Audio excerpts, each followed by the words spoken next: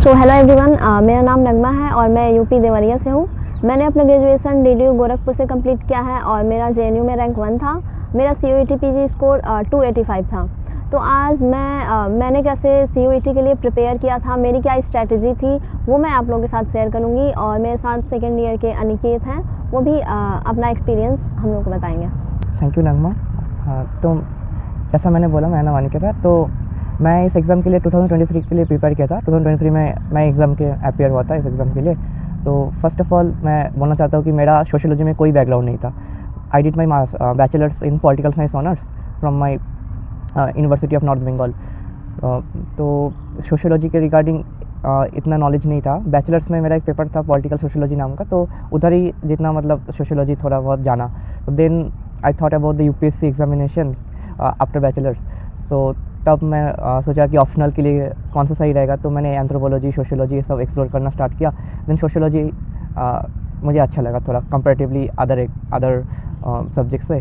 सो उसी थ्रू मैं सोशियोलॉजी का then after bachelors I thought कि क्या करना सही होगा। तो उसी रिगार्डिंग मुझे थॉट है कि डीएससी एंड जेएनयू में सोशियोलॉजी में मास्टर्स होते हैं एंड वो मतलब बहुत ही अच्छे हैं, मतलब compare to other central universities.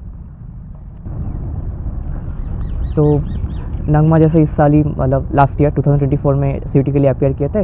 तो पहले नगमा से सुनते हैं कि कैसे उसने प्रिपेयर किया इस एग्ज़ाम के लिए, देन अगर मैं उसको पॉइंट ऐड कर दूँगा। मैंने सीयूईटी के लिए 3 to 4 मंथ प्रिपेयर किया था। मैंने सबसे पहले सीयूईटी पीजी सिलेबस देखा कि सिलेबस में क्या है क्या नहीं है। फिर उसके बाद यूनिट वाइज चीज़ें मैंने प्रेफर की कि मैं यूनिट वाइज जाऊँ, क्या क्या चीज़ें हैं क्या नहीं है। फिर मैंने इग्नू सीरीज़ से सबसे पहले स्टार्ट किया, क्योंकि मेरा भी मीडियम हिंदी था। तो मैं प्रिपरेशन जो है वो बाइलिंगुअल करना चाहती थी, तो इसलिए मैंने इग्नू सीरीज़ से स्टार्ट किया। फिर उसके बाद मैंने 2-3 एजुकेटर्स को फॉलो किया, like Antara Chakraborty, Bhairavi Bhardwaj and Manoj Sonkar sir. ये चीज़ें बाइलिंगुअल मुझे मिल गई थी ईजिली। तो मैं बहुत ज़्यादा प्रेफर करूँगी कि सेल्फ़ नोट्स, क्योंकि मैं हमेशा सेल्फ़ नोट्स बनाती थी अपने अंडरस्टैंडिंग के अकॉर्डिंग, ताकि बाद में रिवाइज़ करने में आसानी हो मुझे। तो मैं सारे वीडियोस देखती थी, फिर उसके बाद सेल्फ़ नोट्स बनाती थी और हमेशा वीक में एक दिन रिवाइज़ करती थी सारी चीज़ें। फिर मैंने सीयूईटी के लिए बहुत सारे मॉक्स भी दिए।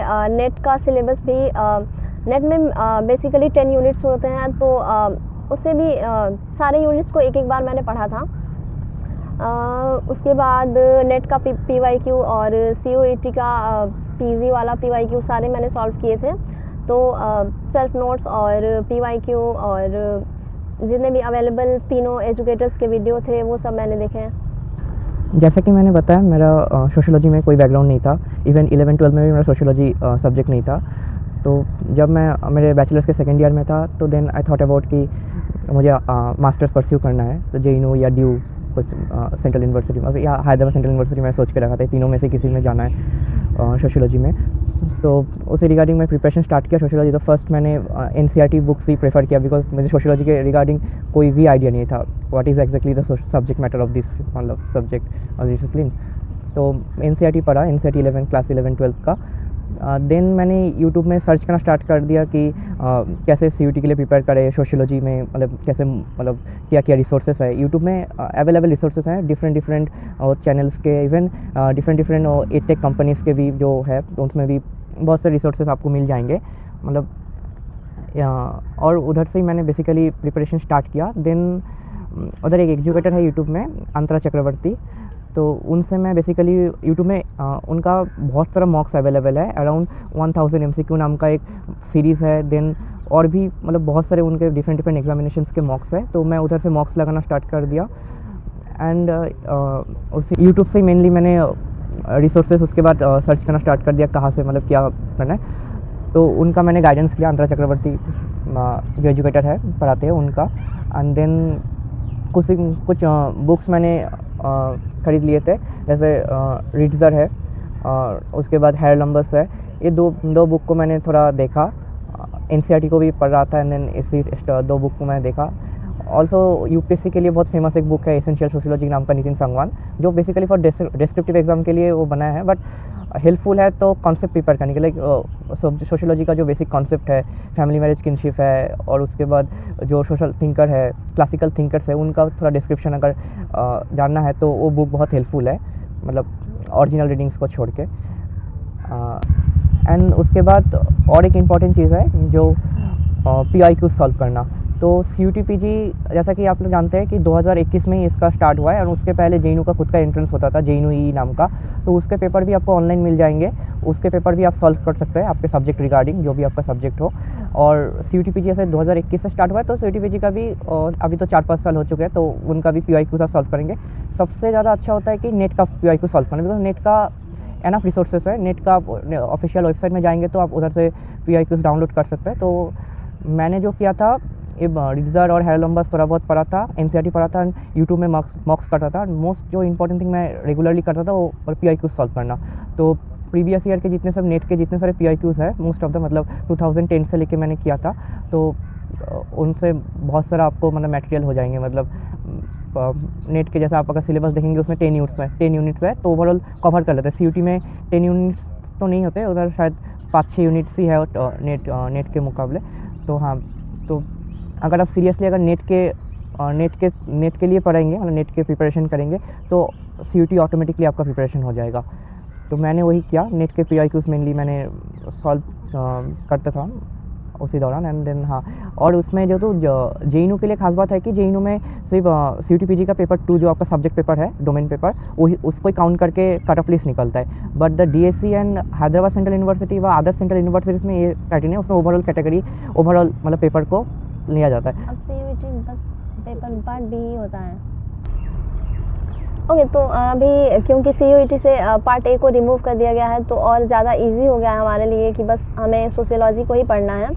तो अब मैं अपने लास्ट मंथ का स्ट्रेटजी शेयर करना चाहूँगी कि लास्ट 1 मंथ में मैंने क्या किया। तो यूट्यूब पे एक वीडियो है 26 थिंकर्स का, अंतरा चक्रवर्ती मैम ने बनाया है, और एक्स्ट्रा थिंकर्स। तो ट्राई टू मेमोराइज़, मतलब आपसे जितना हो सके आप उसको मेमोराइज़ कर लीजिए। वो सारे ही थिंकर्स बहुत इंपॉर्टेंट है, तो अगर आप उन थिंकर्स को एक बार याद कर लेते हो तो आई थिंक आधी से ज़्यादा आपकी प्रिपरेशन तो वहीं कंप्लीट हो जाएगी। उनके बुक्स को कुछ भी क्रोनोलॉजी हो या फिर कुछ भी स्टोरी टेलिंग, आपको जैसे भी लगता है कि आप उसको याद कर सकते हो, वैसे याद करो। मेरा कुछ ऐसा स्ट्रेटजी था कि जब मुझे बुक्स याद करनी होती थी तो मैं उसको ऐसे कुछ स्टोरी टेलिंग में बना के, या फिर कुछ कोड वर्ड्स जैसे शुरू के वर्ड्स हो गए या फिर लास्ट के, तो उसको कोड वर्ड्स में ला के मैं उसको याद करती थी। तो वो सबका अपना अपना स्ट्रेटजी होता है, तो आप लोग वैसे भी कर सकते हो। और मॉक टेस्ट सबसे ज़रूरी है कि आप लोग लास्ट मंथ में ज़्यादा से ज़्यादा मॉक टेस्ट दो, पर वो मॉक टेस्ट जो है वो ऑफिशियल होने चाहिए, किसी एजुकेटर के द्वारा होने चाहिए। क्योंकि हमारे साथ ऐसा हुआ था कि हम बहुत ज़्यादा इरेलेवेंट सोर्सेज से मॉक टेस्ट देते थे और फिर डिसअपॉइंट हो जाते थे, क्योंकि वो बहुत ही अलग लेवल के क्वेश्चंस होते थे और वो हमें बेसिकली डिसअपॉइंट ही करते हैं। तो आप ज़्यादा से ज़्यादा PYQ ही सॉल्व करिए CUET का, और नेट का PYQ ज़्यादा अच्छा होता है, तो आप लोग नेट के सिलेबस के अकॉर्डिंग भी जा सकते हैं। और CUET का मॉक टेस्ट और नेट का मॉक टेस्ट, या फिर मैम अंतरा मैम के मॉक टेस्ट, और मैंने भी जो 2 एजुकेटर बताए उनके भी मॉक टेस्ट मैंने सब सॉल्व किए थे। तो ये सारे मॉक टेस्ट ज़रूरी हैं, तो आप लोग ऑफिशियली ही मॉक टेस्ट दीजिए, कोई मतलब ऐसे इरेलेवेंट मॉक टेस्ट नहीं दीजिए। बाकी अभी जितने भी आपके पास नोट्स होंगे, क्योंकि सेल्फ नोट्स तो ज़रूरी हैं, तो जितने भी आपके पास नोट्स है उसको रिवाइज़ करिए and don't try to go through new things. मतलब अभी अब बहुत ज़्यादा नई चीज़ें मत पढ़िए, क्योंकि अब टाइम भी बहुत कम है। तो जो चीज़ें आपके पास अवेलेबल हैं उन्हीं को रिवाइज़ करिए और मॉक टेस्ट दीजिए। फिर 26 थिंकर्स की वीडियो जो मैंने बताई वो सबसे ज़्यादा इम्पॉर्टेंट है, तो उसे पढ़ लीजिए अच्छे से, और इतना काफ़ी है, बाकी अनिकेत बताएंगे। जैसा कि नगमा ने बोला, तो यही सब फॉलो करना है बेसिकली। और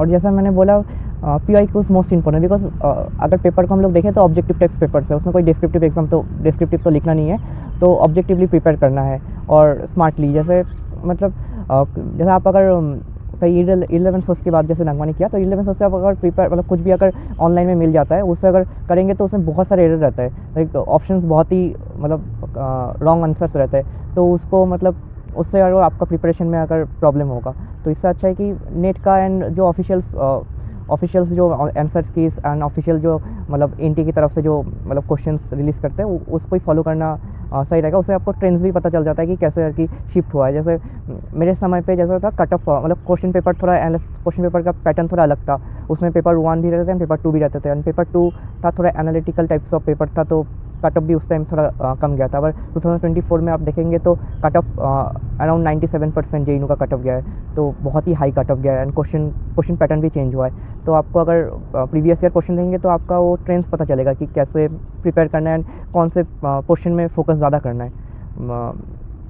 तो ये तो रहा प्रिपरेशन की बात, कैसे हम लोग प्रिपेयर करके जेईनू में आपको आना है।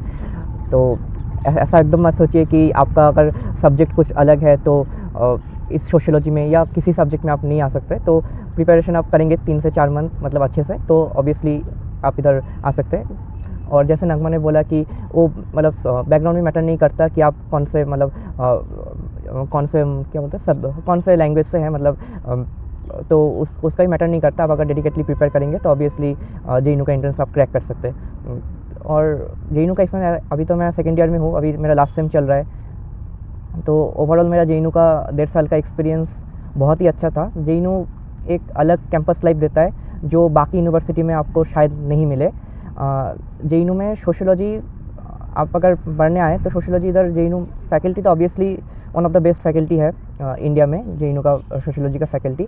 और जेईनू का जो क्लासरूम इंगेजमेंट है, बाकी जो टीचिंग पैडागोजी है, तो ओवरऑल बहुत ही अच्छा है। और उसके अलावा जेईनू का जो नॉन एकेडमिक थिंग्स है, जैसे लाइक क्लासरूम के बाहर वाला, वो सबसे मैटर करता है। उसका आपको सोशलाइजेशन होगा, रीसोशलाइजेशन बोलते हैं ना, तो रीसोशलाइजेशन काइंड ऑफ थिंग। तो सोशियोलॉजी आप इधर ऑब्जर्व कर सकते हैं, और इधर इतना डाइवर्स पॉलिटिकल इन्वायरमेंट है। उसके बाद जेईनू का जो प्रोफेसर्स के साथ जो इंगेजमेंट है, इनफॉर्मल इंगेजमेंट है। हम लोग ऑब्वियसली मेरे बैचलर्स में तो ऐसा ही था कि फॉर्मली जस्ट प्रोफेसर से बात करना, इधर आप वो एक्सपीरियंस करेंगे इनफॉर्मली। तो प्रोफेसर्स को आप जैसे इधर केसी मार्केट है, उधर आप देख सकते हैं प्रोफेसर्स भी शॉपिंग कर रहे हैं, आप भी उधर कुछ खरीदने जा रहे हैं। प्रोफेसर्स इधर ही रहते हैं, हम लोग हॉस्टल में रहते हैं, हॉस्टल में वार्डन्स प्रोफेसर्स ही होते हैं। देन इन्हें कैंपस में भी प्रोफेसर्स लोग का इधर ही, मतलब ऐसा नहीं कि कहीं दूर प्रोफेसर्स का रेसिडेंस है, प्रोफेसर्स का रेसिडेंट भी जेईनू के कैंपस के अंदर ही है। तो बहुत ही एक अलग इन्वायरमेंट है इधर एजुकेशन का। एंड सीनियर जूनियर जो है वो चीज़ इधर काम नहीं करता, तो जैसे नगमा है वो अच्छे से बोल पाएगी। सो लाइक सीनियर जैसे पीएचडी स्टूडेंट्स है हमारे जो पीएचडी स्टूडेंट्स है, बहुत ही हेल्पफुल है। कभी भी आप रीच आउट कर सकते हैं, कभी भी एनी टाइम, कभी भी कोई डाउट हो तो आप पूछ सकते हैं, इवन प्रोफेसर से भी पूछ सकते हैं। पीएचडी स्टूडेंट्स बहुत हेल्पफुल है। और बाकी ओवरऑल एक्सपीरियंस जेईनू का रियली इट वाज गुड। जैसे कि नगमा लास्ट ईयर ही जेईनू में आई है तो एडमिशन लिए, तो नगमा और भी अच्छे से बोल पाएगी कि उसका एक्सपीरियंस कैसा रहा अभी तक जेईनू में। तो मैं सबसे पहले स्टार्ट करना चाहूँगी लैंग्वेज से, क्योंकि मेरा लैंग्वेज भी हिंदी था। तो बहुत सारे ऐसे स्टूडेंट होंगे ना जो ये सोचते होंगे कि मैं तो हिंदी मीडियम से हूँ तो शायद मेरा जेएनयू ना हो पाए। तो ऐसा बिल्कुल भी नहीं है, क्योंकि सीयूईटी का जो एग्ज़ाम होता है वो भी बाइलिंगुअल होता है। तो आप हिंदी मीडियम से भी प्रिपेयर करके और जेएनयू में आ सकते हैं। अगर आप सीरियस प्रिपेयर कर रहे हो, पूरे डेडिकेशन के साथ प्रिपेयर कर रहे हो, तो आपको ऐसा बिल्कुल नहीं सोचना है कि आपका बैकग्राउंड जो है वो अच्छा नहीं है या फिर कुछ भी। तो आप अगर अच्छे से प्रिपेयर कर रहे हो तो आपका मीडियम, आपका बैकग्राउंड कुछ भी मैटर नहीं करता है, और आप जेएनयू आ सकते हैं। और यहाँ आने के बाद थोड़ा मतलब सारी चीज़ें इंग्लिश में थी, तो ऐसा थोड़ा सा चैलेंजिंग था मेरे लिए कि हाँ, हिंदी से इंग्लिश में पर उसके बाद मैं यहाँ आके प्रोफेसर्स यहाँ के बहुत अच्छे हैं, वो बहुत ज़्यादा कोऑपरेटिव है, फ्रेंड्स सारे लोग। तो हम लोग पर्सनली जाके प्रोफेसर से बात करते थे कि हम हिंदी मीडियम से हैं, तो मतलब वो लोग काफ़ी हेल्प करते थे। वो हमें पर्सनली बताते थे कि ऐसे ऐसे पीडीएफ्स को पढ़ो, ये करो, वो करो। तो बहुत ज़्यादा दिक्कत नहीं होगी अगर कोई हिंदी मीडियम से यहाँ आ रहा है तो। बाकी कैंपस में बहुत सारे ऐसे फ्रेंड्स मिल जाएंगे जो बहुत ज़्यादा अच्छे हैं और कोऑपरेटिव है, जो आपको ऐसा कुछ फील नहीं होने देंगे कि आप बहुत ज़्यादा लोएस्ट बैकग्राउंड से आए हैं या फिर आपका मीडियम अच्छा नहीं है। तो यहाँ आके आप अच्छे से हिंदी से इंग्लिश में सारी चीज़ों को शिफ्ट कर सकते हैं।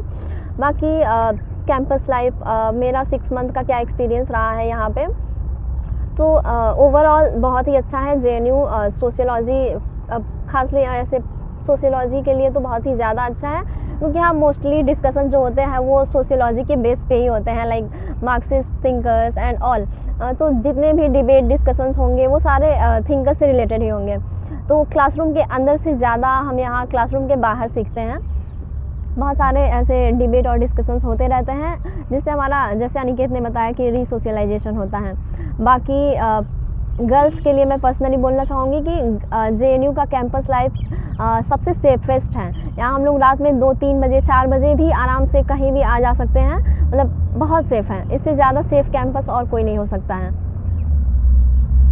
ओके, सो क्योंकि अब अप्रॉक्सीमेटली 1 मंथ ही बचे हैं एग्ज़ाम के लिए, तो आप लोग अच्छे से प्रिपेयर करिए, पॉजिटिव रहिए और ऐसा सोचिए कि हाँ आप JNU में हो तो एकदम डेडिकेशन के साथ अपने प्रिपरेशन में लग जाइए और किसी भी चीज़ के बारे में मत सोचिए, ना ही लैंग्वेज ना ही बैकग्राउंड, कुछ भी नहीं। अगर आप बहुत अच्छे से सीरियसली प्रिपेयर कर रहे हो तो आप आराम से JNU में आ सकते हैं।